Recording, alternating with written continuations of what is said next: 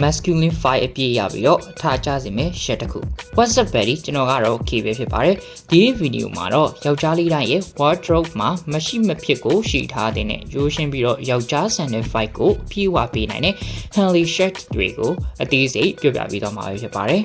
အရင်ဆုံးအနေနဲ့ Henley shirt ဆိုတာဘာလဲHenley shirt ဆိုတာကရိုးရိုး T-shirt နဲ့မတူဘဲနဲ့ကော်လန်မပါရင်ဘတ်မှာကျဲသည့်နှလုံးကနေ9လုံးထိပါတယ်ဒီအင်ကြီးရဲ့တမိုင်းက19ရာစုအင်္ဂလန်နိုင်ငံစီကစတင်ခဲ့တာပဲဖြစ်ပါတယ်အင်္ဂလန်နိုင်ငံ Helion Thermet ဆိုတဲ့မြို့လေးမှာပြုလုပ်တဲ့ Henley Royal Regatta လီလော်ပြိုင်ပွဲကနေဒီအင်ကြီးရဲ့အမည်ဖြစ်လာခဲ့တာပဲဖြစ်ပါတယ်အရင်တုန်းကလီလော်အားကစားသမားတွေကကော်လန်ပါတဲ့အင်ကြီးတွေကိုဝတ်ဆင်ခဲ့ကြပေမဲ့လီလော်တဲ့အခါကော်လန်တွေကစိတ်နှောက်ယှက်ဖြစ်စေပြီးတော့အသက်ရှူရခက်စေပါတယ်ဒါကြောင့်ကော်လန်ကိုဖျက်တောက်ပြီးကျဲတီးတက်ပုံစံပြောင်းလဲရကနေ Henley shirt ဆိုပြီးတော့ဖြစ်တည်လာခဲ့တာပဲဖြစ်ပါတယ်။မူလကတော့အမျိုးသားတွေရဲ့အတွင်းမှာခံဝတ်တဲ့ underwear layer အဖြစ်သုံးခဲ့ကြပါတယ်။အဲ့ဒီအစာပိုင်းမှာအတွင်းဝတ်အဖြစ်ပဲဝတ်ဆင်ခဲ့ကြတဲ့ Henley အင်ကြီးဟာ20ရာစုအလယ်ပိုင်းလောက်မှာတော့အရန်ကိုရေပန်းစားတဲ့ outerwear အင်ကြီးဖြစ်လာခဲ့ပါတယ်။1980ကျော်ကာလတွေမှာမင်းသားကြီး Steve McQueen က Henley ကိုမော်တော်ဆိုင်ကယ်စီးရဲ့ style နဲ့တွဲဖက်ဝတ်ဆင်ပြီးတော့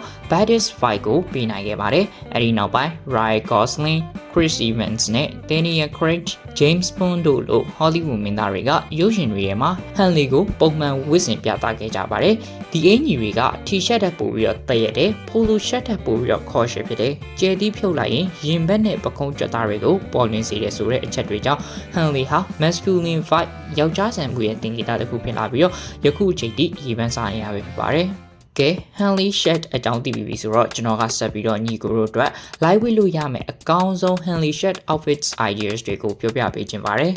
First outfits ကတော့ဘယ်တော့မှမယူနိုင်တဲ့ classic white Henley and blue ဒီနေပဲဖြစ်ပါတယ်။အရင်ဆုံးအပေါ်မှာ short sleeve white cotton Henley shirt လေးတစ်ထည်ဝတ်ပြီးတော့အောက်မှာတော့ dark blue straight fit လေးတစ်ထည်ကိုဝတ်စေချင်ပါတယ်။ဖနက်ကတော့ brown leather boots or clean white sneakers တွေကအကောင်းဆုံးပါပဲ။ဒီ look ကရိုးရှင်းပေမဲ့ကြည့်ရတာ clean ဖြစ်ပြီးတော့ယောက်ျားဆန်တဲ့ look ကိုအပြည့်အဝရရှိစေပါတယ်။ Second outfits ကတော့ကြမ်းကြမ်းတမ်းတမ်းယောက်ျားဆန်တဲ့ rugged workwear look ပဲဖြစ်ပါတယ်။အရင်ဆုံးအထက်မှာ white Henley shirt လေးတစ်ထည်ဝတ်ပြီးတော့အပေါ်ကနေ brown dark canvas jacket တွေကိုထပ်ဝတ်စေချင်ပါတယ်။အောက်မှာတော့ double knee carpenter pants လေးတစ်ထည်ကိုဝတ်ဆင်လို့ရပါတယ်။ဖနက်ကတော့ Timberland boots တွေကအကောင်းဆုံးပါပဲ။ The outfits ကတော့ရာသီဥတုအေးတဲ့အခါတွေမှာအထာကျကျဝတ်ဆင်ဖို့အကောင်းဆုံး outfits တစ်ခုပဲဖြစ်ပါတယ်။ Third outfits ကတော့ summer casual vibe ပဲဖြစ်ပါတယ်။အရင်ဆုံးအပေါ်မှာ short sleeves Henley shirt လေးတစ်ထည်ဝတ်ပြီးတော့အောက်မှာတော့ baggy denim shorts or short chinos pants တွေကိုရွေးချယ်ဝတ်ဆင်လို့ရပါတယ်။ဖနက်ကတော့ Vans old school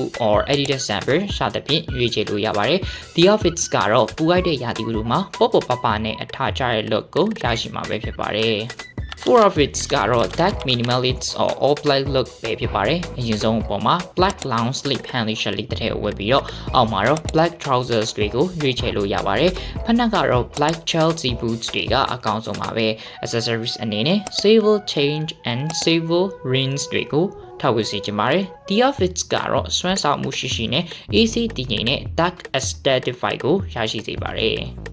ငါးခုမြောက် outfits ကတော့ streetwear Henley style ပဲဖြစ်ပါတယ်။အရင်ဆုံးအပေါ်မှာ Henley shirt လေးတစ်ထည်ဝတ်ပြီးတော့အောက်မှာတော့လူငယ်ဆန်ဆန်အထာကျတဲ့ baggy denim pants လေးတစ်ထည်ကိုဝတ်စေချင်ပါတယ်။ဖနက်ကတော့ loafers or leather boots စသဖြင့်ရွေးချယ်လို့ရပါတယ်။ The outfits ကတော့လူငယ်ဆန်ဆန်နဲ့အထာကျတဲ့ street vibe ကိုအပြည့်အဝပေးစွမ်းနိုင်ပါတယ်။နောက်ဆုံး outfits ကတော့ the leather jacket baddest look ပဲဖြစ်ပါတယ်။အရင်ဆုံး fitted white Henley shirt လေးတစ်ထည်ဝတ်ပြီးတော့အပေါ်ကနေ black leather jacket or double rider jacket တွေကိုထပ်ဝတ်စေချင်ပါတယ်။အောက်မှာတော့ black သို့မဟုတ် wash gray denim တွေကိုရွေးချယ်စေချင်ပါတယ်။ဖနက်ကတော့ black suit or leather Chelsea boots တွေကအကောင်းဆုံးပါပဲ။ The outfits ကတော့ Steve McQueen နဲ့ Ryan Gosling တို့လို baddest look ကိုရရှိစေမှာပဲဖြစ်ပါတယ်။ကဲဒါတွေကတော့အခုနောက်ပိုင်းမှာလူကြိုက်များလာတယ်လို့အရန်လဲ trend ဖြစ်နေတဲ့ Henley shirts တွေဆိုတာပါလဲနဲ့ဘယ်လိုဝတ်ဆင်ရမလဲဆိုတာကိုကျွန်တော်အသေးစိတ်ပြောပြပေးခဲ့တာပဲဖြစ်ပါတယ်။ညီကိုတို့အနေနဲ့ fashion နဲ့ပတ်သက်တဲ့ဘယ်လိုအကြောင်းအရာတွေကိုသိချင်လဲဆိုတာ